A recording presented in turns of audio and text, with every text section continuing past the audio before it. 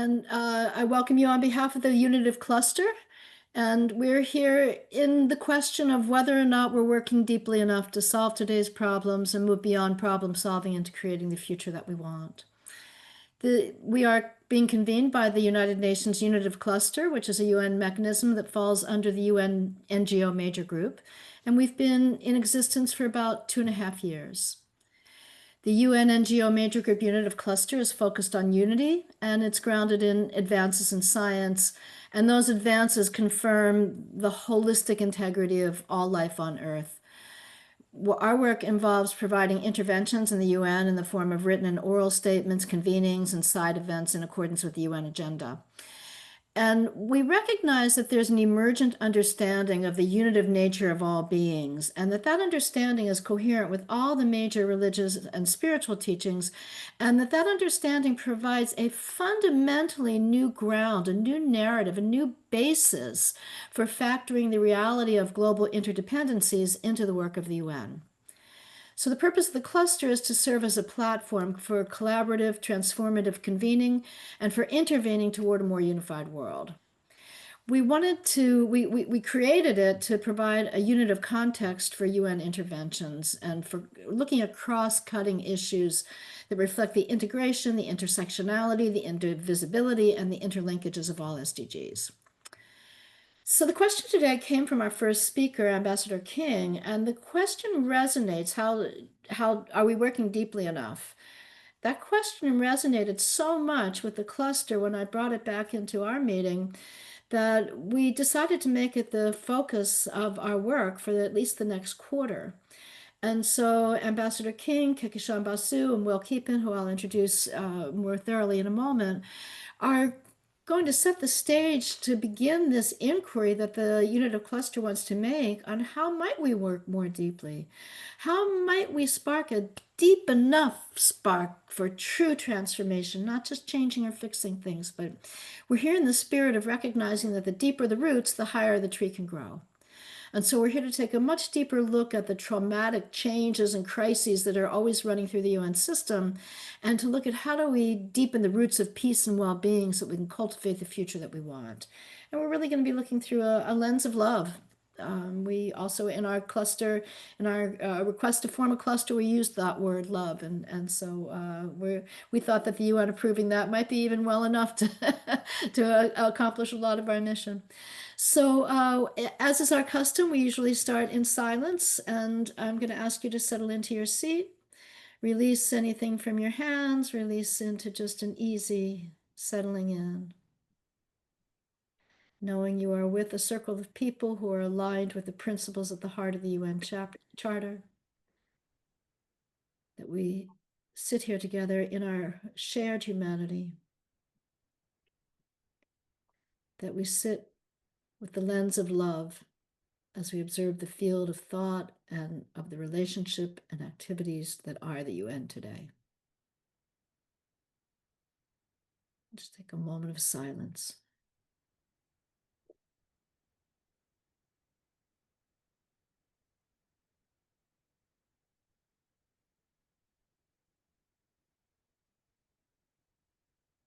Thank you.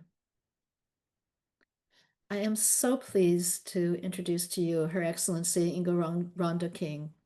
She's the UN Permanent Representative of St. Vincent and the Grenadines, and she came to diplomacy through the private sector. She's lived and worked in several Caribbean countries, the US and China, working as a small business owner, a business strategist, and the author of 3 books and publisher of others. She's also a management accountant with more than 2 decades of professional experience. She holds a Bachelor of Science in Mathematics and Chemistry, and she's a visionary statesperson who is providing transformative leadership at a time when it's so much needed in the UN. And we are so pleased to have you here, Ambassador King, to talk about how you came to this question. Well, thank you very much, Joni, for inviting me, and a pleasure to meet some of your other colleagues, and some of them I already know. So it's a pleasure to see you again in this context. So let me jump right in. This section I call the paradox. The question is, are we thinking deeply enough? The moment that question is posed and the moment you begin to consider it, you have already begun to answer it. But notice just what happened in your mind. Did you immediately start formulating an answer? Did you think of a counter example, or did you sit with the question itself, feeling its weight, its implications? Because how we approach this question reveals everything about whether we are thinking deeply enough. There's something almost comedically recursive here, like asking, are we asking enough questions? The questions generates its own solution, yet somehow that doesn't make it trivial. If anything, it makes it more urgent. But to answer whether we are thinking deeply enough, we need to understand, or rather, we need to explore what deep thinking actually looks like and why it's become so elusive. Let me paint two pictures. Yesterday, you probably processed more information than someone in the 1900s encountered in a month. You scrolled, skimmed, absorbed, reacted. Your brain was incredibly active. But when did you last spend even 30 minutes in sustained, uninterrupted thought about a single idea? Now, this question may not be relevant to this group necessarily, but beyond the group. So bear with me. I'm dealing with those who don't meditate, etc. Deep thinking isn't about being smart or having the right questions, the right answers. It's about sustained attention, the willingness to follow an idea down it into its basement, to sit with the confusion rather than immediately Googling our way out of it. It is the difference between consuming thoughts and generating them. Consider the last time you changed your mind about something important. I will bet it didn't happen during a quick scroll through social media. It probably happened during a long walk, a difficult conversation, or a quiet moment when you allowed contradictory ideas to exist in your mind simultaneously without rushing to resolve the tension. Deep thinking is metabolic, not digital. It requires time for ideas to ferment, to combine in unexpected ways. It's the cognitive equivalent of slow cooking rather than microwaving. So if deep thinking requires sustained attention and time for ideas to ferment, why does it feel increasingly difficult to achieve? The answer lies in examining the barriers we have inadvertently constructed. We've built a world that seems designed to prevent deep thinking. Our phones are dopamine slot machines engineered to fracture attention. We've created an economy where productivity means rapid response times, not thoughtful reflection. But here's what's fascinating. We did this to ourselves collectively, choice by choice. Every time we check our phone mid-conversation, we are training our brains for shallowness. Every time we outsource our memory to Google, we are trading depth for convenience. Consider how we approach problems now. Something breaks. We YouTube a solution. We are confused about something. We ask an AI. I'm not saying that this is necessarily wrong. I'm saying it's different. We are developing incredible skills at information retrieval while potentially atrophying our capacity for information generation. The notification that just interrupted your last attempt at reading a book. That wasn't accidental. Someone designed that interruption, optimized it. A/B, tested it. We are living in an attention economy where our capacity for sustained thought is literally the product being sold. Before we get too nostalgic, let's acknowledge something. Humans have always worried about thinking becoming shallow. Socrates feared that writing would weaken our memory. That external storage would make us lazy thinkers. Medieval scholars worried that books would replace contemplation. Every generation fears intellectual decline. And yet, look at what human thinking has indeed accomplished. We decoded DNA, split atoms, sent robots to Mars, and figured out how to perform surgery while the patient is awake. We have developed vaccines in record time and begun to understand consciousness itself. The question isn't whether we are thinking less deeply than some golden age of human reflection, because that golden age probably never existed. The question is whether we are thinking as deeply as our current challenges require. Let's zoom out from individual cognition to how we think together. How does a democracy make decisions? How do institutions approach complex problems? How do we, as species, tackle challenges that no single mind can fully comprehend? Take climate change, perhaps the ultimate test of our collective thinking capacity. It requires systems thinking, long-term perspective, the ability to weigh uncertain probabilities against certain costs. It demands that we think beyond our immediate experience and tribal loyalties. Yet how do we actually approach it? Often with the same shallow patterns, quick fixes, blame assignment, binary thinking, not because we're stupid, but because our individual cognitive habits scale up to become our collective cognitive habits. The quality of our public discourse reflects the quality of our private thinking. The polarization we see in politics might be less about different values and more about different thinking processes, some trained for nuance and others for tribal identification. What happens when we don't think deeply enough? We make decisions based on incomplete information. We solve symptoms rather than causes. We react instead of respond. We perpetuate systems without understanding them. But more than that, there's an existential flatness that comes with shallow thinking. Life becomes a series of reactions rather than a creative engagement with reality. We become consumers of thoughts rather than generators of them. So here's the invitation.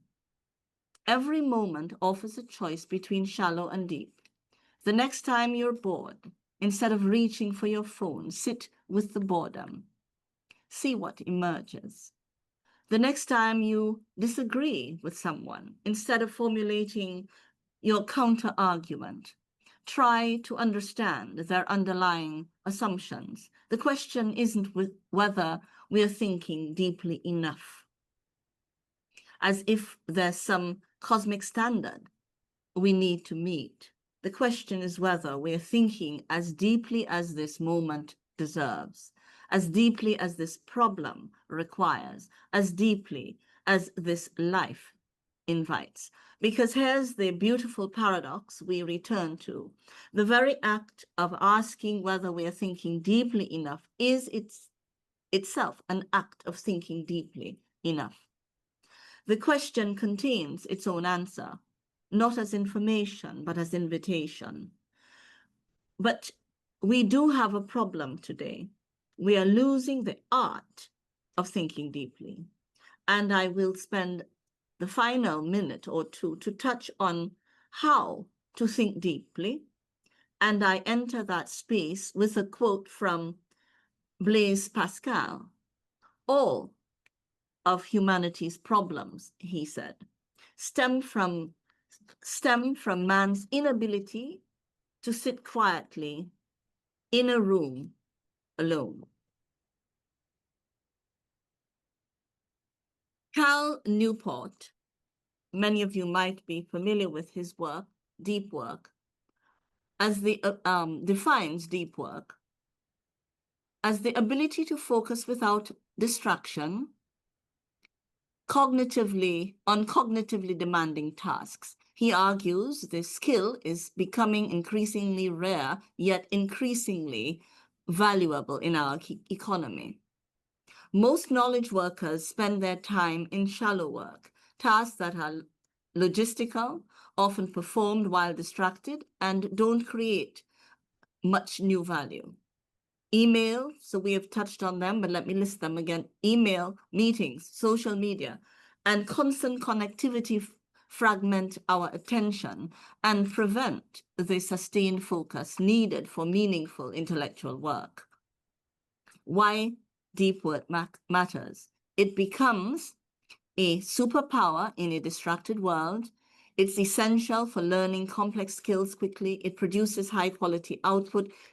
It's personally fulfilling and creates a sense of meaning, which is a very critical element, creating meaning.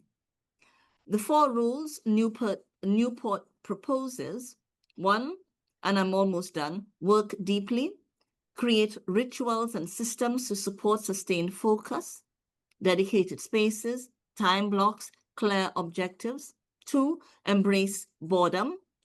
Train your brain to resist distraction by practicing concentration and avoiding the urge to fill every idle moment with stimulation. 3, quit social media. Be ruthlessly selective about digital tools, using them only if they provide substantial benefits to your professional and personal goals. And 4, drain the shallows. Minimize shallow work through better scheduling, batching similar tasks, and being more selective about commitments. The book, in my view, is essentially a manual for reclaiming your ability to think deeply in an increasingly shallow world, quite relevant to our topic today. So I thank you for your attention. I hope I didn't go too far beyond my 10-minute limit. Thank you so much. You said so much. I'm touched so deeply. I'd like everybody to just take a moment.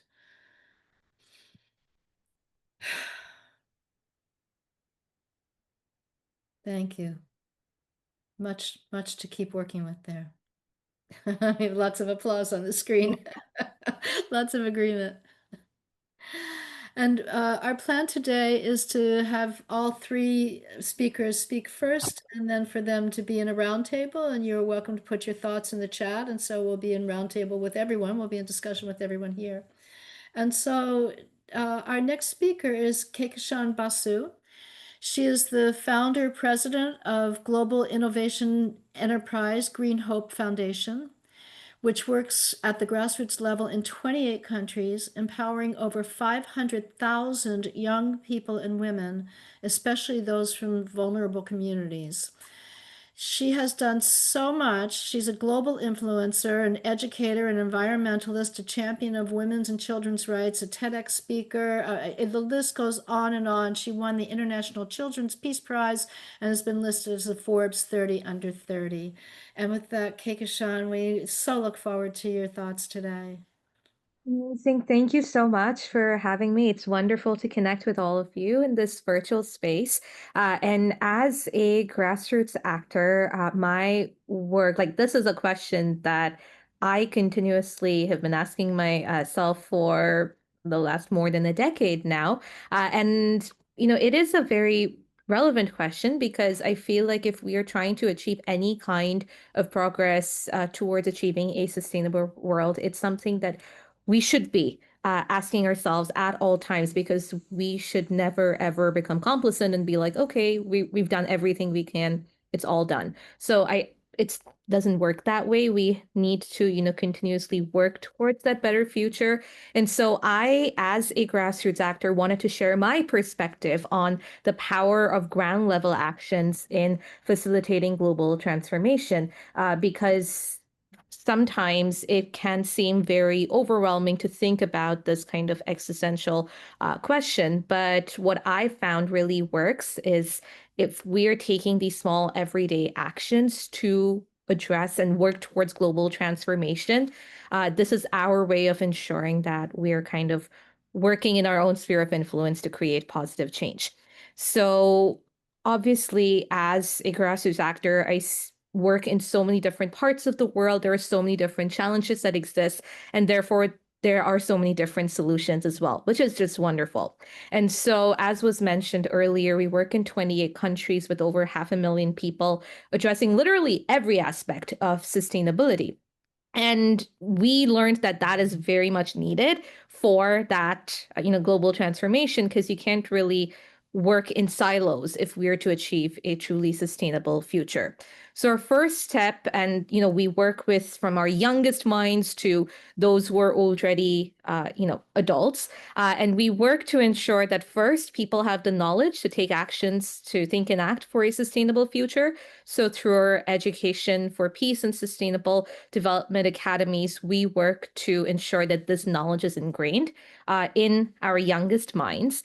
That includes disarmament education for peace education as well through our We Want Books, Not Nukes campaign. I mean, complete nuclear abolition is like a very big part of the work that we do to achieve this global transformation. So ensuring our young people know about this is a very important part of our work as well.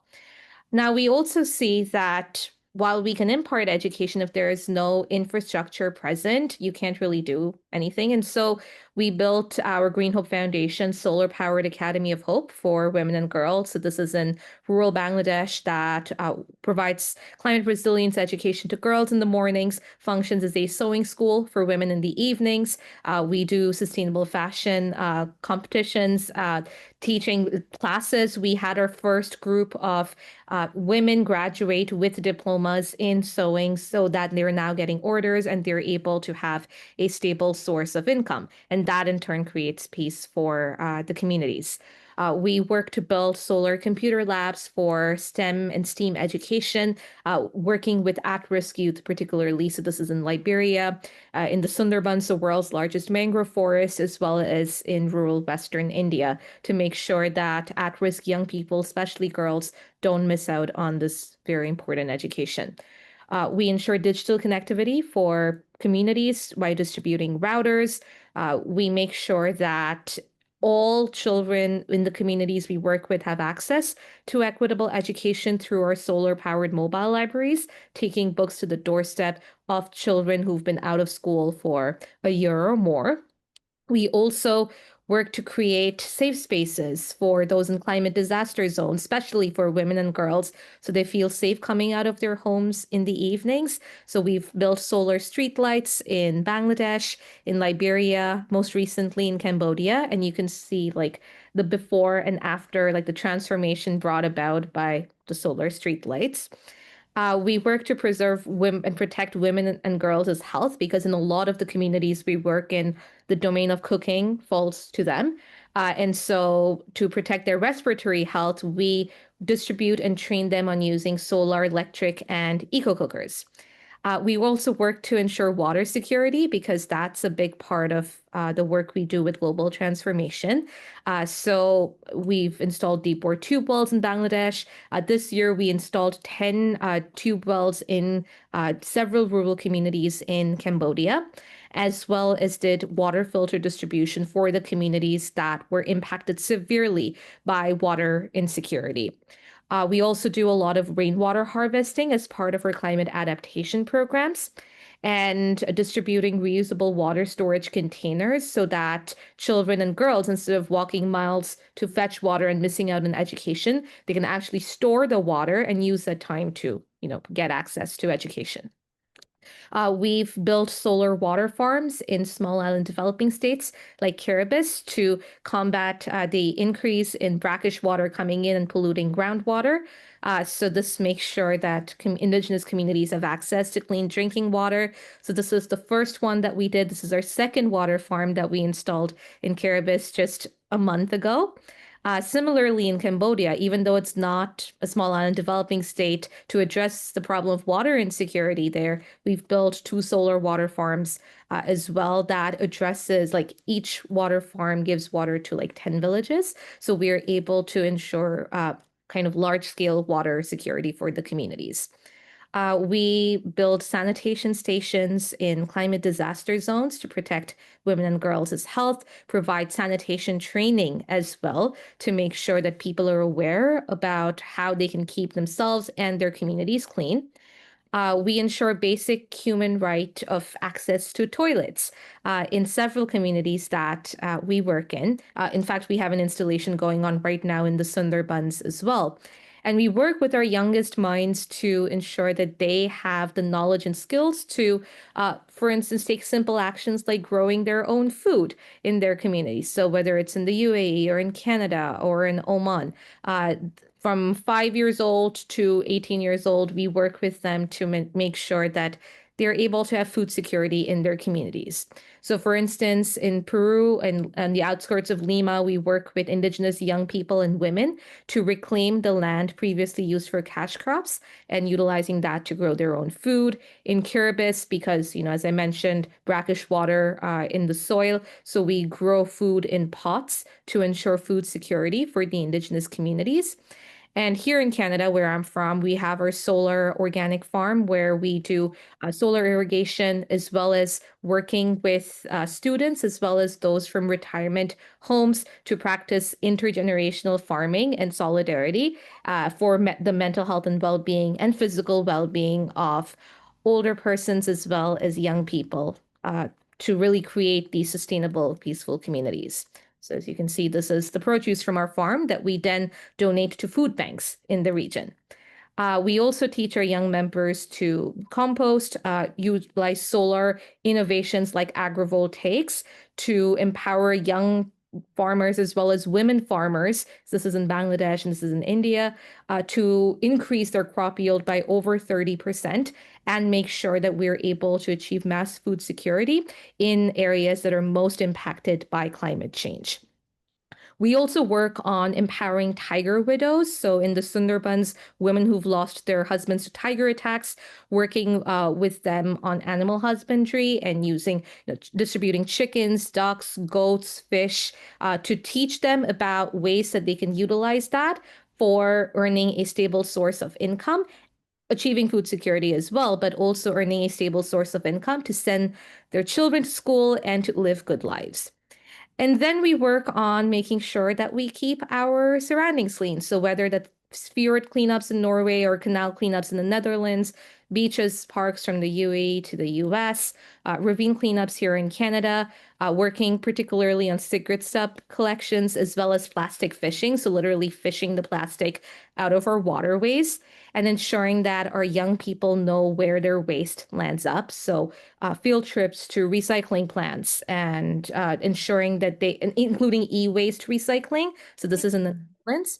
And in this way, we are able to ensure that not only are young people aware about all of these different aspects of sustainability, but they are also aware of how they can take actions. And so that empathy then extends to other creatures as well as human beings, turtles, for instance, whether that's freshwater or sea turtle conservation, they're plants and animals. So we've planted over 1.5 million trees all around the world from DR Congo to Barbados, over 650,000 mangroves all across the world, in the Bahamas, in the UAE, in Suriname, Vietnam. And then we take these actions and we, as a UN accredited organization, bring it to within the UN space. So we have engaged with policymakers at the highest levels of policymaking, whether that's within various UN spaces, whether it's ECOSOC or UNEP or UNCCD, or this, for instance, was during the high-level discussion on the total elimination of nuclear weapons. Every single aspect of the actions that we undertake, we then try to bridge that gap between the top-down and bottom-up processes. And what I've learned working in this field is that empathy, compassion, honesty, hard work, and purposefulness are really important qualities when we're trying to work towards global transformation, because the work is really, really hard. But at the end of the day, having these qualities ensures that we're able to kind of continue to be empathetic and compassionate towards our fellow human being, towards our fellow organisms on this earth. So the question of, are we working deeply enough for global transformation, is something that I try to address through our everyday actions that we undertake at Green Hope Foundation. And it's our way of making sure that, this is not just a question that is something for really far away, or, putting the blame on someone else that, oh, someone else can work deeply enough. We don't have to do that. We don't believe in that. We know that every single action that we undertake contributes to creating a better world. And that is our way of addressing the question and making sure that we showcase the power of ground level actions, everyday ground level actions, step by step, building towards that sustainable future. Are we working deeply enough? That question still remains to be answered and seen by, I guess, future generations. But we should try our best, and that is exactly what we're doing. So yeah, thank you very much. Thank you, Kehkashan. Thank you so much. It's really amazing to see your work. Yeah, I see lots of appreciation out there. Our next speaker is Dr. Will Keepin. He's president and executive director of the Satya Institute in Boulder, Colorado, and also the founder of Gender Reconciliation International, which has organized more than 75 intensive gatherings in 7 countries dedicated to the healing and reconciliation between women and men. Will comes to gender work by a very unusual path. He's a mathematical physicist with 30 scientific publications. He's a well-respected physicist in his field and has worked on sustainable energy and global warming. And he has presented testimony to European and Australian parliaments and the United States House of Representatives. He's been there as a whistleblower in nuclear science policy. He's a fellow of the Findhorn Foundation and author of Divine Duality, The Power of Reconciliation Between Women and Men. Will, the floor is yours. Welcome. Thank you, Joni, and it's a great joy and privilege to be here. And I want to thank Ambassador Young and Kehkashan Basu for those very inspiring presentations. I just want to speak to, we all recognize that we live in a time of polarization and major change. And so in these challenging circumstances, we need not only to ask, are we working deeply enough, but how are we working? In other words, what is the context and kind of basis underneath our actions? And there's a wonderful quote, I think it's from Meister Eckhart, who said that the outer work will never be great if the inner work is small. And the outer work will never be small if the inner work is great. So in other words, we have to work on ourselves. We have to do some form of inner work on ourselves in order that we can then be more effective in our work in the world. And I think at times like this that we're in now, this is more important than ever. There's a beautiful letter from Thomas Merton, who wrote a letter to a young activist who was sitting with this deep question of, a similar question, am I working deeply enough? And how can I be more effective in trying to achieve the change that I want to see? And what Thomas Merton basically said, he said a lot of things, but one of the key points that he said was, all the good you will do in the end will come not from you, but by allowing yourself to be used as an instrument of God's love. Of course, if we don't like God language, we can talk about universal love. But the idea is that we offer ourselves as instruments of in alignment with a higher wisdom, and that is a crucial orientation for this time that we're in, because we live in a time of great danger. But as the Chinese have that I forget what the term is, but the danger consists of, crisis consists of danger and opportunity. So this is kind of the Chinese understanding of crisis. And so we live in a time of danger, but this is also a time of incredible opportunity. And new opportunities emerge in these extraordinary times of rapid change. And we're seeing that in our work. I mean, we've been doing community healing work for 33 years, focused on transmuting gender injustice and establishing beloved community. So it's basically working with the kind of psychological and human fabric of the community by going into some of the deepest challenges and wounds within the human family, which are related to gender injustice, racial injustice, and these types of structural injustice that are so rampant around the world, and creating community contexts where deep truth can be spoken. And we are seeing such profound transformations and liberations, and it's so exquisite. I just got an email yesterday from a program in Kenya, and last week from one in South Africa, in which there is a level of total community transformation taking place. There's something through this work, there's something about creating an experience of reconciliation and liberation that is so empowering at a time when there's so much despair in the world. And this is another point that I think is really important, is that we must not despair.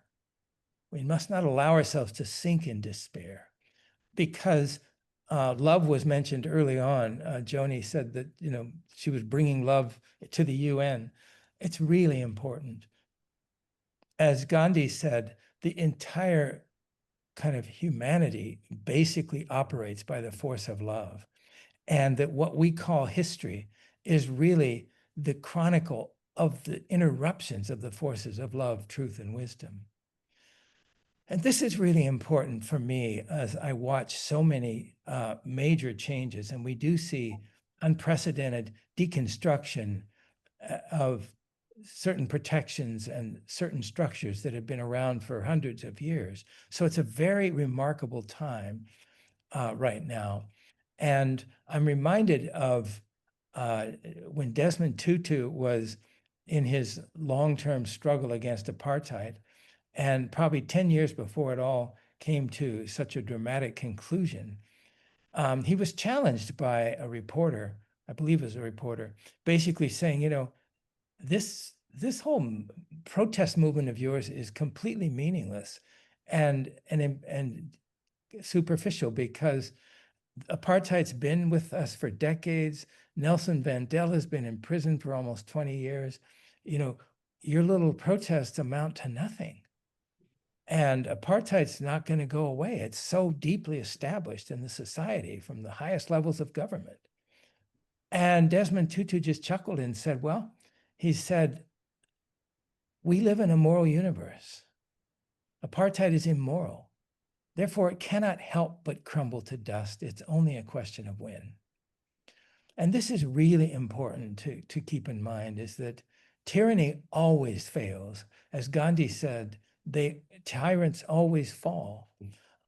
They cannot last because they are out of alignment with cosmic and universal law. And so this is really important for us to keep in mind. And it helps me in times of despair to keep my head above water, to keep going and focusing on the things that I know need to be done. Because as Blaise Pascal, who was referenced earlier once already today, he also said, the heart has reasons of which reason has no knowledge. And in particular, I would say the heart has spiritual powers of which political power has no knowledge. So we must recognize that there are larger forces of good and of the powers of love that are operative here, no matter how dark it seems to get. I'm also reminded of Martin Luther King when he encountered the work of Reinhold Niebuhr, who wrote a book called Moral Man, Immoral Society in the mid-30s, I think. And basically, Reinhold Niebuhr had given a very astute and accurate account of the power of evil in the collective.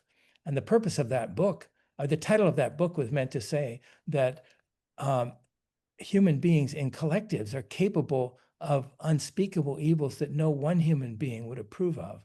That's why he called it Moral Man, but Immoral Society. And King grappled with this mightily when he encountered it, because Niebuhr had done such a great job and astute job of analyzing the power of darkness and evil in human collectives and in society. But then King had a breakthrough realization. He realized that Niebuhr had overlooked the power of love to do the same thing. And as King put it, if our pessimism about human nature is not balanced by an optimism about divine nature, then we overlook the cure of grace. And he realized that Niebuhr had overlooked the cure of grace. And it wasn't a critique of Niebuhr so much as it was a recognition that we must not cave to the forces of despair and doubt and darkness, and must always remember that love, truth, and wisdom will prevail. And so our key work is to identify which bit is ours to do, and to do it with the fullness of our hearts, and to be on the lookout for those new opportunities right now, precisely because things are changing so rapidly and long-term structures are dissolving, there are also remarkable opportunities for new initiatives and for new effectiveness in the good work. And we've seen this in our work. We've gotten several invitations in our work from quarters that we would not have expected, that we haven't gotten before. People saying, we want to address the misogyny in society. We want to address the inequality between the genders. We want to take this on. And they're inviting it because of the current circumstances that we're seeing in our world. So I think it's important to recognize that ultimately the forces of politics are not in charge here. There are larger universal and spiritual forces with which we can align ourselves, and which are basically moving in ways that are unseen by the mind. So thank you very much. It's a great goal. Are we working deeply enough? I think we are, and I think that my personal conviction is that we have no idea the magnitude of the transformation that's coming. And not to make light of the challenges, but I also think that we have the capacity for a major transformative breakthrough in human civilization that's been a long time coming, and that we should hold that conviction and stand for love and truth no matter what. Thank you. Ooh, yes. Yes. Thank you so much. So with that, I open the floor to our three presenters, and I open the chat to those of you who are here to put your thoughts, your questions, your concerns. And we'll start in order to just get some conversation going with Ambassador King. Oh yes. Oh, my mic is still open. Well, thank you to both Ms. Basu and Mr. Keepan for your brilliant presentations. And I see them, the three presentations speak to each other. And I think, Joni, I don't know who designed the program, but sandwiching the expression of deep work in Ms. Basu's presentation is brilliant, because what she expressed is an example, or it is itself the expression of deep work, because that is brilliant, because it's one thing to be thinking, but then thinking must lead us to a better place. And what Ms. Basu is doing is leading us to a better place. And I think it's brilliant. It encapsulates what we aim for in deep thinking, is to make the world a better place. So I really thank you for that. And then our final speaker, in bringing in the thing that occupies us so much today, the forces of politics are not an end in itself, and they are not the thing. So that's a very, because it preoccupies our imagination today. We are very reactive to the politics of the day. We are discombobulated, I think, by the goings on. So again, deep thinking is going to take us out of there. That's not the end. It is perhaps an expression of not enough thinking. So I thank you, because these, to me, I find them inextricably linked and powerful expressions of the topic of today. But I can come back in, and I would like to hear what our colleagues thought of it, Ms. Basu and Mr. Keepen. Yes. Great. Kehkashan? Sure. Yeah, I think that there is so much learning that needs to happen at all times. And I think that I personally love being a part of dialogues such as these, because it's not only about, the work that we do and sharing that, but also continually learning from other people who are in the space and who are constantly thinking about things like this. I think a lot of the times, we as people who are committed to creating a better world, sometimes we assume that, okay, yeah, some other people are also thinking that way, but in reality, that's not the case. Not every single person is thinking about, oh, how is this action of mine going to affect another person, or how is it going to affect the future? So being a part of dialogues such as these gives me a lot of hope, because I'm like, okay, yeah, these are questions that are being addressed. And I, for one, loved being a part of this dialogue where I was able to hear from people who have done so much and who are constantly thinking about how we as a collective, humanity, how we can continually strive to be better and create a better world with a life of dignity for all. Thank you. Will. Thank you. I just find these presentations so inspiring. And I think it's important for us to stay connected to our inspiration in times like this. I also think, Joni, you mentioned at the beginning, the science and how science comes into this. I think it's important to recognize that our whole model of Western science is finally coming to recognize the inherent interconnectedness of the entire cosmos. This is really crucial, that all of life is one, the human family is one, and our minds and our eyes train us to believe in separation. When we walk out into the forest and we see all the trees and they look separate, each tree standing alone. But if you go underneath the soil, you see a whole vast network of interconnected mycelium networks where they are all in communication. There's sending nutrients to one another. There's a whole vast connection and interconnection that's invisible above ground, that's taking place below ground. And this is essentially the nature of our human condition. What's visible to the naked eye is that we're all separate, 9 billion people living separate lives at some level. And that's what this scientific instrument also sees. It sees separate bodies, 9 billion of us.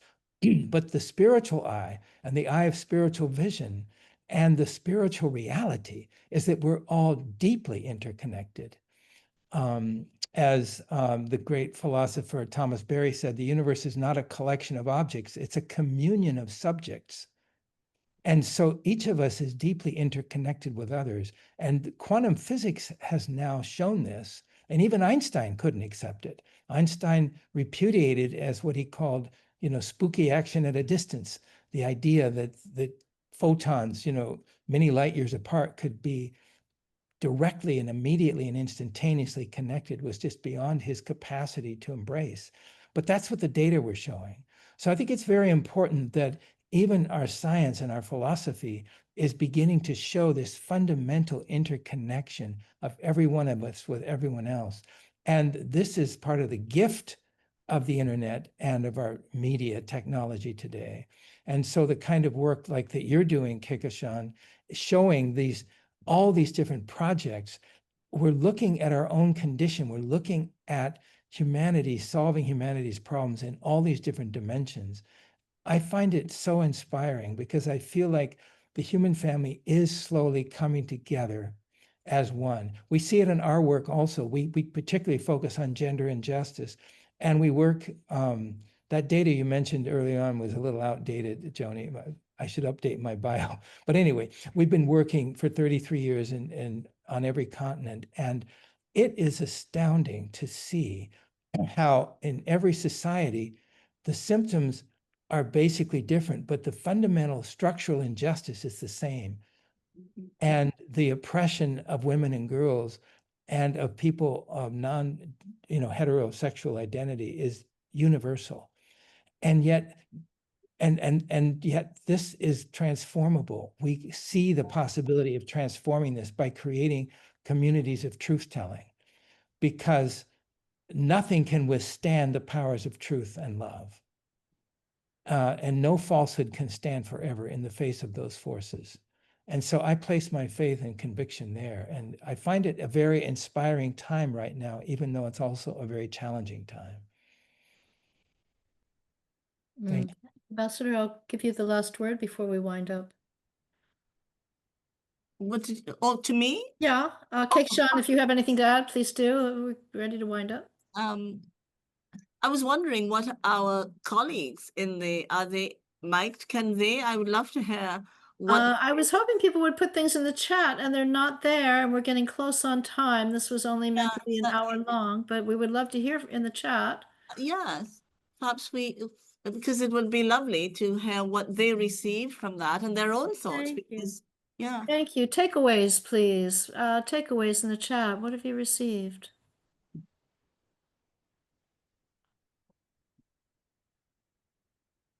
Everyone is too shy to speak.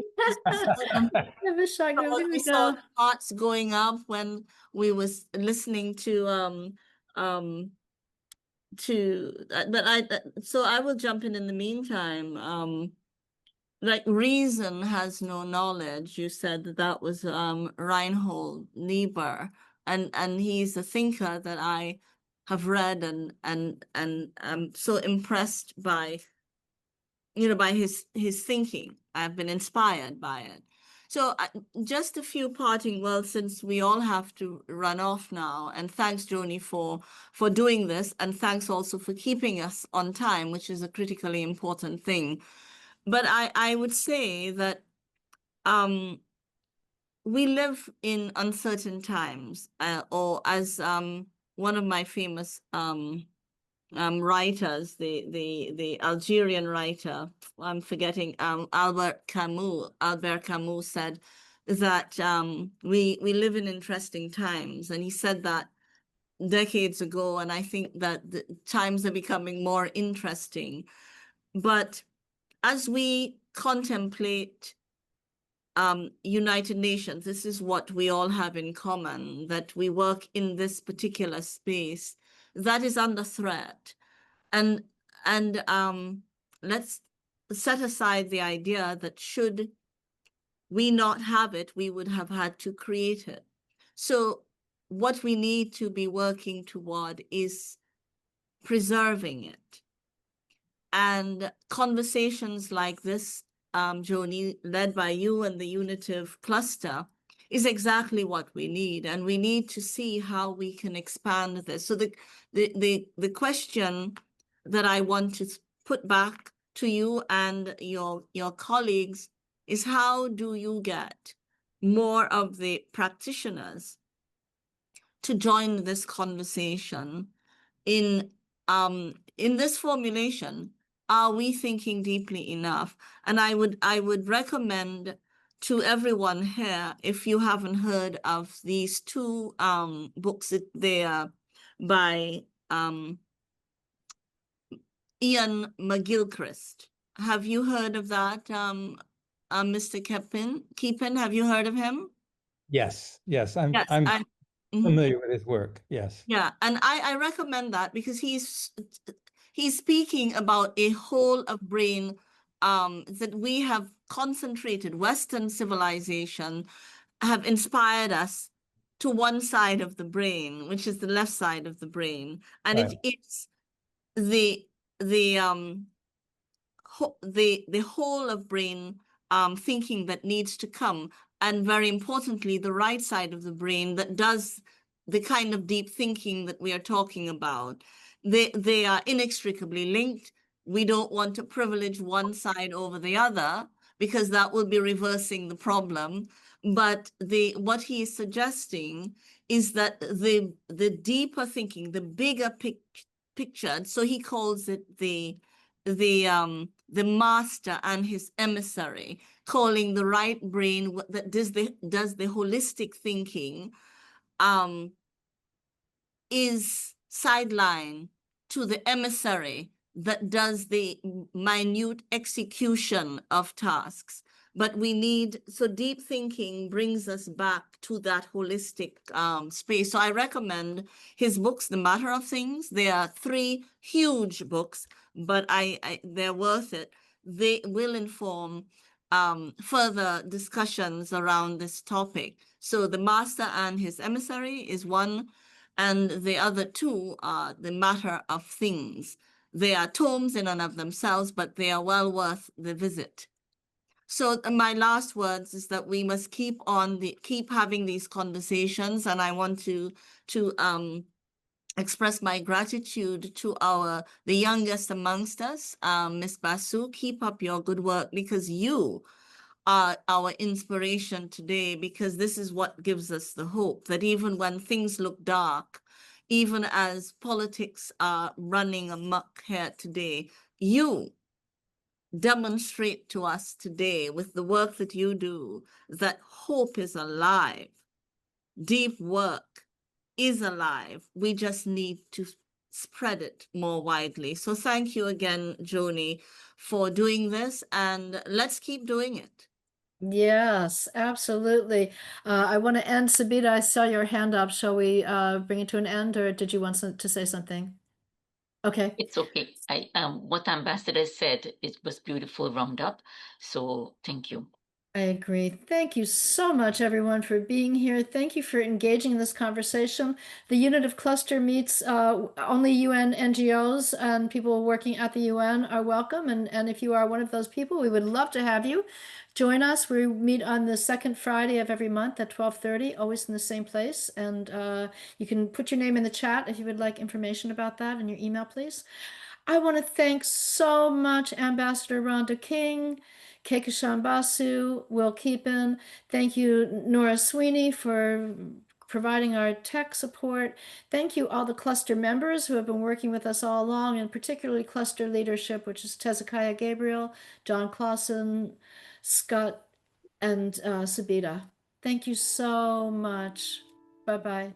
Thank you. Bye-bye. Thank you, Joni. Thank you. Thank you for this privilege. Thank you. Peace profound, everyone. Yeah. Thank you, everyone. Keep up the good work, everyone. Thank you.